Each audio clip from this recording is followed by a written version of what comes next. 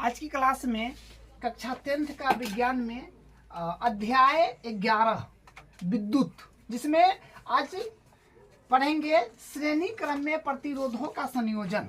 देखिए last class में इसके बारे में मतलब थोड़ा बहुत जो है डायग्राम देख लिए थे, ठीक है।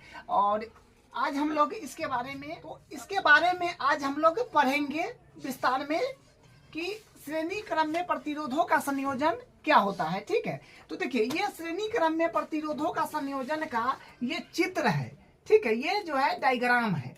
देखिए क्या लिखा है, माना चित्रानुसार किसी परिपथ में 3 प्रतिरोध R1, R2 व R3 क्रमशः श्रेणी क्रम में जुड़े हुए हैं एवं साथ ही एक अमीटर बैटरी एवं कुंजी भी जुड़े हैं। देखिए ये जो है डायग्राम है और ये डायग्राम में जो है ये R1, R2 और R3 मतलब ये डायग्राम में जो सब बना हुआ है, कैसे बना है, ये सब इस सब का मतलब क्या है वो यहाँ पर जो है लिखा ही है। R1, R2 एवं R3 क्रमशः श्रेणी क्रम में जुड़े हुए, तो ये R1 और R2 और R3 ये तीनों श्रेणी क्रम में जुड़ा हुआ है, जो तीनों प्रतिरोध है, ठीक है। तो साथ ही एक एमीटर बैटरी एवं कुंजी, तो ये एमीटर हुआ। एमीटर देखिए एमीटर क्या करता है, ये विद्युत धारा को मापता है। तो ये एमीटर और ये कुंजी और ये बैटरी ये लगा हुआ है। मान लीजिए कि बैटरी का जो है V वोल्टेज है, ठीक है, और ये करंट जो है इलेक्ट्रिसिटी I प्रवेश कर रहा है। उसके बाद देखिए माना बैटरी का विभवांतर V है एवं परिपथ से I धारा प्रवाहित होती है। तो बैटरी का जो वोल्टेज है मान लीजिए I है और इस परिपथ से जो है करंट I प्रवाहित हो रहा है, I धारा जो है प्रवाहित हो रहा है। यहाँ तीनों प्रतिरोध में से एक समान विद्युत धारा बह रही है। मतलब तीनों प्रतिरोध जो है ना R1, R2, R3 तीनों प्रतिरोध में से समान विद्युत धारा बह रही है, ठीक है। एक समान विद्युत धारा तीनों प्रतिरोध में से बह रहा है, तो हाँ बह रही है। तो तीनों प्रतिरोधों के सिरों के मध्य विभवांतर क्रमशः V1, V2 और V3 है। तो मान लीजिए ना कि इसके यहाँ पर जो है वोल्टेज मान लीजिए कि अलग अलग है, ठीक है। वोल्टेज जो है ये इसको मान लेते हैं कि ये V1 है, ये वोल्टेज मान लीजिए V1 है, ये V2 है और ये V3 है, ठीक है। मतलब करंट यहाँ पर है V1, यहाँ पर V2, यहाँ पर V3, ये वोल्टेज है। तो वही लिखा है कि तीनों प्रतिरोधों के सिरों के मध्य विभवांतर क्रमशः V1, V2, V3 है। विभवांतर V1, V2, V3 है, ठीक है। तो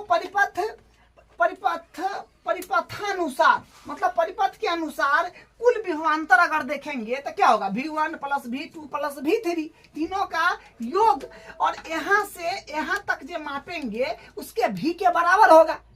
तो वही बात यहाँ पर लिखा है कि V बराबर होगा V1 plus V2 plus V3, और इसको हम लोग समीकरण 1 मान लिए हैं, ठीक है। यहाँ से लेकर के यहाँ तक विभवांतर V1, V2, V3 और यहाँ से यहाँ तक का कुल करेंगे तो दोनों का योग बराबर आएगा, इसके बराबर में ये होगा। तो वही है कि V बराबर V1 plus V2 plus V3, ये समीकरण 1 इसको हम लोग माने हैं। अब देखिए तीनों प्रतिरोधों के लिए ओम का नियम लगाएंगे। तो इसमें ओम का नियम हम लोग लगाएंगे तो देखिए क्या मिलेगा। तो यहाँ पर V1 है, यहाँ पर वोल्टेज V1 है, तो V बराबर क्या होता है, V बराबर होता है IR, ठीक है। ये फॉर्मूला आप जानते हैं। तो हमारे पास V के जगह यहाँ पर V1 काम में लेना है, तो V1 बराबर क्या हो जाएगा, फॉर्मूला जो है वही होगा, बस वैल्यू जो है वो बैठाना पड़ेगा।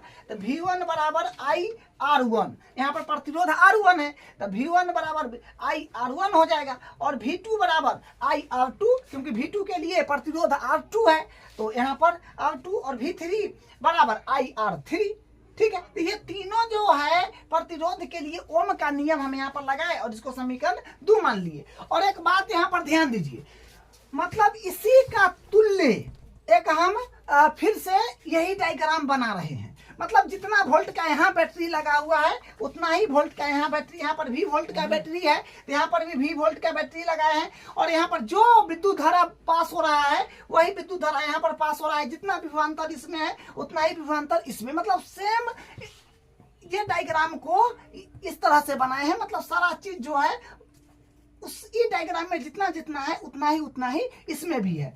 तो इसको बोलते हैं, मतलब ये हुआ तुल्य प्रतिरोध। इसी के समान इस तरह से बना दिए, ठीक है। यहाँ पर 3 गो प्रतिरोध लगा हुआ है, हम यहाँ पर एगो लगा दिए। इसी के समान, इसी के जो है जितना इसके साथ जो है प्रतिरोध का जो वैल्यू होगा बराबर है तीनों का, वही यहाँ पर RS उतना के बराबर है अकेला, ठीक है।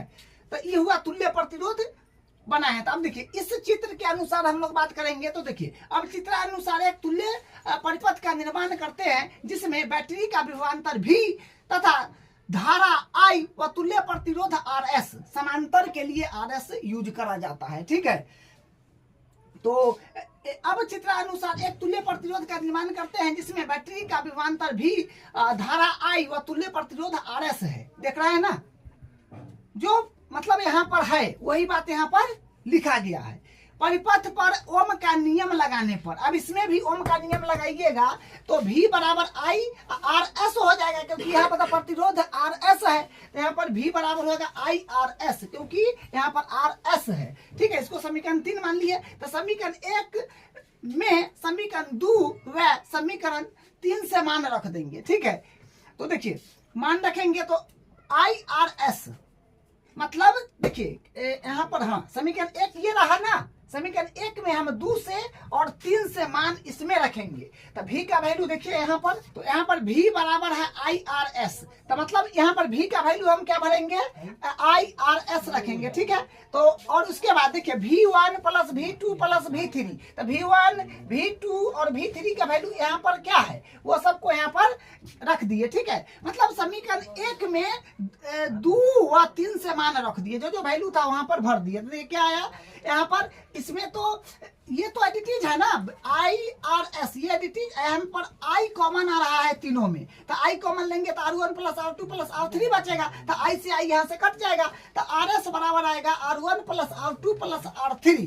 तो अपने पास RS बराबर क्या मिला, R1 plus R2 sorry plus होगा, ठीक है, प्लस